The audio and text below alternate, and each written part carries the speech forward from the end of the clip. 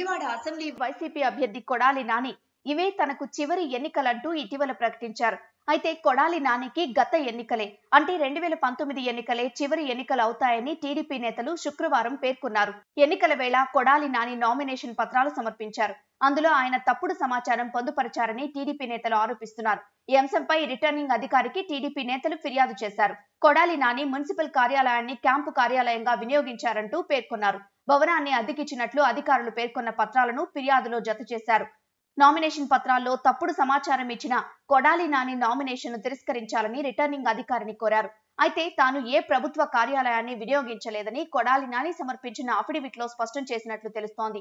అయితే దీనిపై రిటర్నింగ్ అధికారి ఎటువంటి నిర్ణయం తీసుకుంటారనే ఉత్కంఠ కొడాలి నానితో పాటు ఆయన అనుచరుల్లో ఉందని సమాచారం. మరోవైపు నామినేషన్ దాఖలు చేసే గడువు గురువారంతోనే ముగియనుంది. ఒకవేళ రిటర్నింగ్ అధికారి కొడాలి నాని అఫిడవిట్ లో పేర్కొన్న అంశాలు తప్పని నిర్ధారిస్తే ఎన్నికల బరి నుంచి కొడాలి నాని తప్పుకోక తప్పదు అనే చర్చ సైతం నియోజకవర్గంలో కొనసాగుతోంది.